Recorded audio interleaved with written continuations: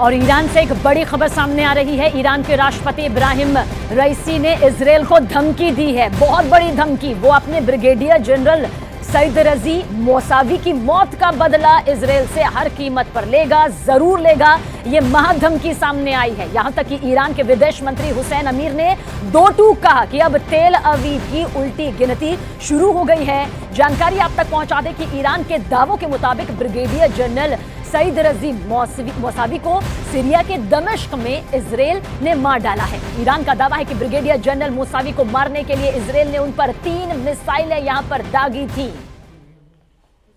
इसलिए अब Iran Israel से खूनी बदला लेने के लिए उतारू हो चुका है। खबर तो यहां तक सामने आ रही है कि ईरान ने खुफिया तरीके से 400 आत्मघाती लड़ाकों को इजरायल में 400 ठिकानों पर हमले की ये बड़ी जिम्मेदारी सौंपी है।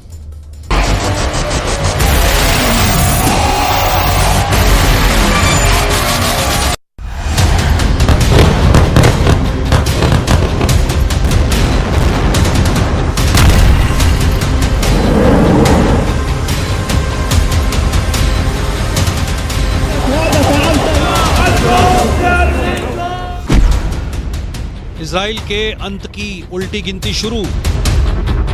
अगर दुनिया सोच रही है कि 41 किलोमीटर लंबी और 10 किलोमीटर चौड़ी गाजा पट्टी में ही जंग चल रही है, तो ये बहुत बड़ा भ्रम है। अब पूरे मिडिल ईस्ट से लेकर पश्चिमी एशिया तक भयंकर बारूदी धमाके शुरू हो चुके हैं।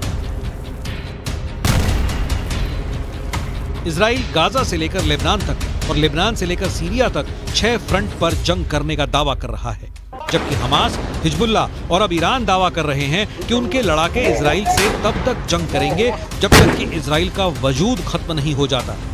यहूदी देश इजराइल से नफरत का आलम यह हो चुका है कि अब इजराइल पर 400 से ज्यादा आत्मघाती हमले करने की तैयारी अकेले ईरान ही कर रहा है। ईरान ऐसा क्यों कर रहा है, इसे जरा समझ लीजिए। ईरान के दावों के मुताबिक इस्लामिक रिवॉल्यूशनरी गार्ड कॉर्प्स के ब्रिगेडियर जनरल सैयद रजी मौसावी को इजराइल ने सीरिया में मार डाला है। दावों के मुताबिक मौसावी को हवाई हमले में इजराइल ने मारा है। इधर मिडिल ईस्ट से जुड़े जानकारों के मुताबिक ईरान के ब्रिगेडियर जनरल सैयद रजी मौसावा के मारे जाने से पूरे मिडिल ईस्ट और पश्चिम एशिया में बहुत बड़ी जंग शुरू होने वाली है। ब्रिगेडियर जनरल की मौत, ईरान का बारूदी बदला। ईरान के राष्ट्रपति इब्राहिम रईसी ने साफ कहा कि सीरिया में हवाई हमले में ब्रिगेडियर जनरल रजी मौसावी को मारने के लिए इजराइल को भारी कीमत चुकानी पड़ेगी। ईरानी राष्ट्रपति ने साफ कहा, बिना कोई शक के ये कार्रवाई क्षेत्र में कब्जा करने वाले ज़ायोनी शासन यानी इजराइल की हताशा, असहायता और अक्षमता का एक और संकेत है। ईरानी कमांडर सैयद रजी मौसावा की सीरिया में हत्या के बाद पूरे ईरान में जबरदस्त आक्रोश है। ईरान के विदेश मंत्री ने इजराइल को तबाह करने तक की धमकी दे दी है। मौसावी की हत्या को लेकर ईरान में जगह जगह प्रदर्शन हो रहा है। इजरायली स्ट्राइक से भड़के ईरान ने अब बदले की योजना बनाई है। उधर इजरायली रक्षा मंत्री गैलेंट ने भी इस बात को स्वीकार किया है कि गाजा में चल रहे युद्ध के बीच इजराइल पर 7 अलग अलग थिएटरों में हमले जारी हैं। हालांकि उन्होंने 6 फ्रंट पर जोरदार पलटवार का दावा भी किया है।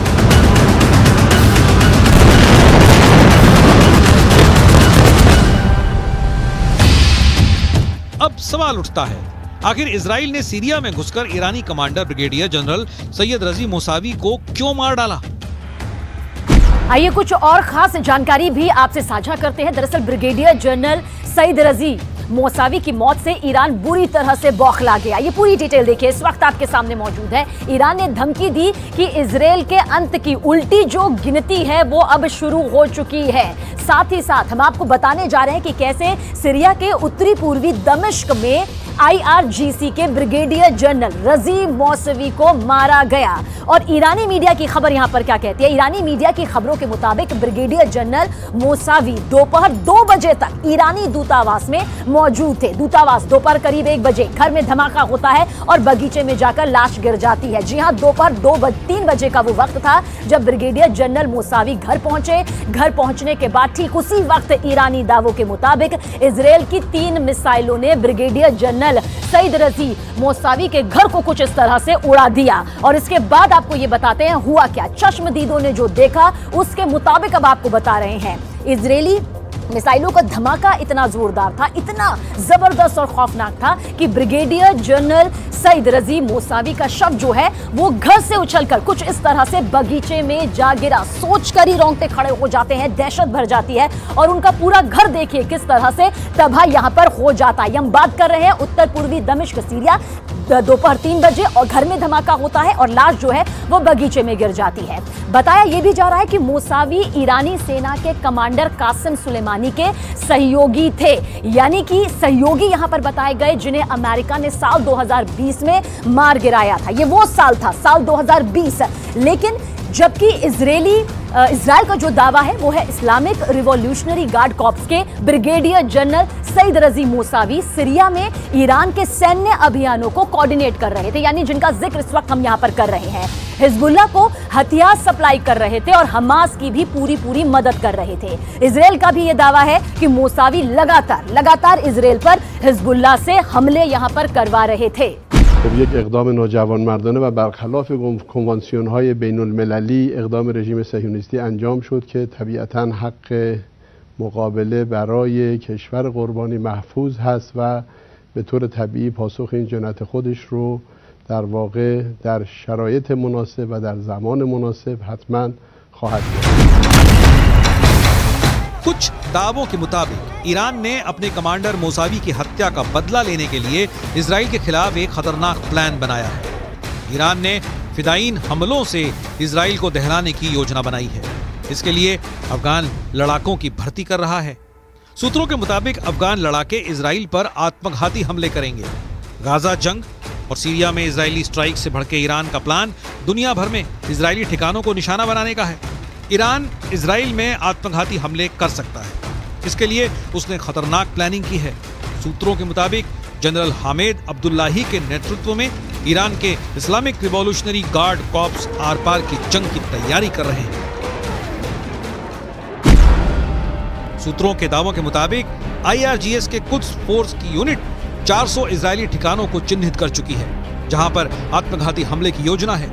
इसके लिए अफगान लड़ाकों की बाकायदा भर्ती भी जारी है। अपने समर्थक समूहों के खिलाफ इजराइल और अमेरिकी स्ट्राइक से बौखलाए ईरान ने आक्रामक रुख अख्तियार कर लिया है। साल 2020 में ईरान के टॉप कमांडर कासिम सुलेमानी को अमेरिका ने इसी तरह से हवाई हमले में मार डाला था। ठीक उसी तरह से इजराइल ने ब्रिगेडियर जनरल मोसावी को मार डाला है। ईरान के विदेश मंत्री ने इजराइल की उल्टी गिनती का दावा करना शुरू कर दिया है। ब्रिगेडियर जनरल सैयद रजी मोसावी की शहादत पर मैं ईरान और सीरिया दोनों देशों के प्रति अपनी हार्दिक संवेदना व्यक्त करता हूं। इस सम्माननीय शहीद ने आतंकवादियों के खिलाफ ईरान और क्षेत्र की सुरक्षा सुनिश्चित करने के लिए शहीद हज कासिम सुलेमानी के साथ कई वर्षों तक बहादुरी से लड़ाई लड़ी। अब तेल अवीव की एक कठिन उल्टी गिनती शुरू हो चुकी है। गाजा में भले ही इजरायली सेना ने बढ़त बना रखी हो, लेकिन इजराइल के पीएम नेतन्याहू को भी मानना पड़ा कि गाजा युद्ध में इजरायली सैनिक काफी संख्या में मारे गए हैं, जो हालात को और बदतर बना रहे हैं। ये हालात अब मिडिल ईस्ट से लेकर पश्चिमी एशिया तक खराब हो चुके हैं, क्योंकि हूथी और ईरान समर्थित कताइब हिजबुल्लाह लड़ाकों ने इजराइल और अमेरिकी सैन्य अड्डों पर एक साथ हमले शुरू कर दिए हैं। पहले आप ये जान लीजिए कि हूथी और ईरान समर्थित लड़ाकों ने अमेरिका पर कहां-कहां हमला किया है।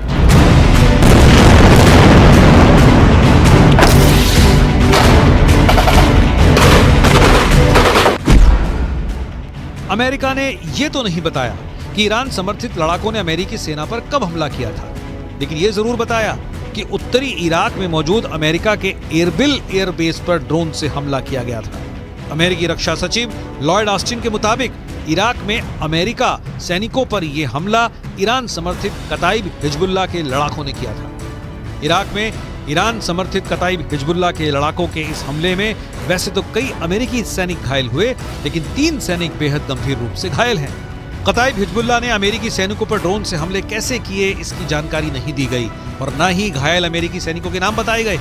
इराक में कताइब हिजबुल्लाह के हमलों से अमेरिका बौखला गया है।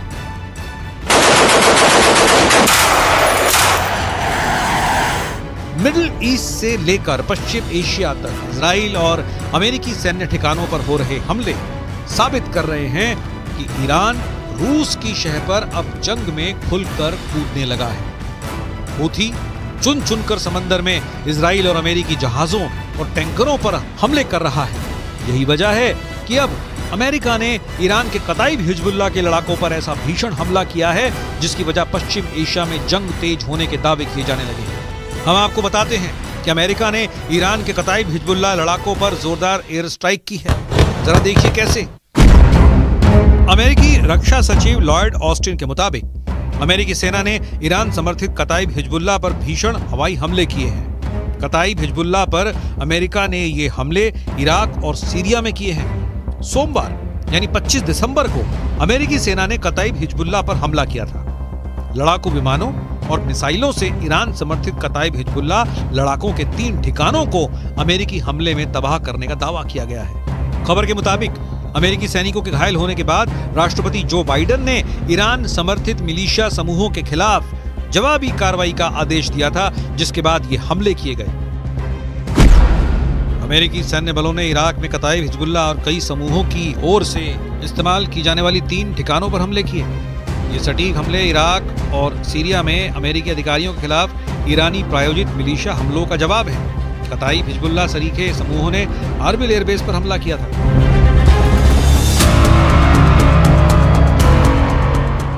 इजराइल और अमेरिका इस वक्त मिडिल ईस्ट और पश्चिमी एशिया में डबल युद्ध से जूझ रहे हैं। पीएम नेतन्याहू को लग रहा था कि हमास युद्ध विराम इजराइल की शर्तों पर जरूर करेगा, लेकिन अब खबर आ रही है कि हमास के टॉप कमांडर्स ने साफ दावा कर दिया है कि हमास सीज फायर नहीं करेगा और न ही कोई समझौता। वो आखिरी दम तक जंग करेगा। गाजा पट्टी में इस वक्त उत्तरी गाजा से ज्यादा भीषण जंग दक्षिणी गाजा में चल रही है। हालात ये हो गए हैं कि इजराइल और हमास की जंग थमने की एक और उम्मीद को बड़ा झटका लगा है। 24 दिसंबर को इजरायली मीडिया रिपोर्ट्स में दावा किया गया कि हमास और इस्लामिक जिहाद आतंकी संगठनों ने इजिप्ट या कहें मिस्र के उस प्रस्ताव को ठुकरा दिया है जिसमें कहा गया था कि अगर ये दोनों संगठन गाजा की हुकूमत किसी तीसरी ताकत को सौंप देते हैं तो इजराइल परमानेंट सीज फायर कर देगा। लेकिन हमास के टॉप कमांडर्स ने इस प्रस्ताव को पूरी तरह से खारिज कर दिया है। हम आपको हमास नेता यहिया सिनवार का वो दावा दिखाने जा रहे हैं जिसमें इजराइल सेना को भारी नुकसान का दावा किया गया है। हमास के कसाई का दावा, मार दिए 1500 इजरायली सैनिक।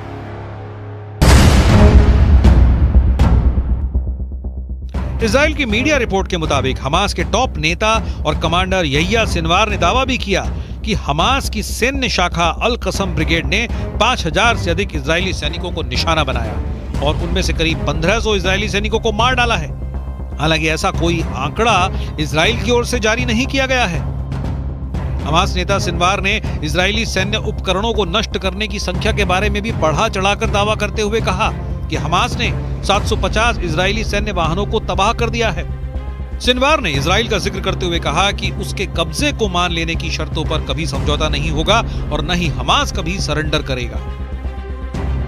दूसरी तरफ इजराइल के प्रधानमंत्री बेंजामिन नेतन्याहू ने गाजा का दौरा किया है और साफ शब्दों में कहा कि हम फिर साफ कर देना चाहते हैं कि इजरायली सेना इस जंग को तब तक बंद नहीं करेगी जब तक वो गाजा में मौजूद हर आतंकी संगठन का कब्जा खत्म नहीं कर देती।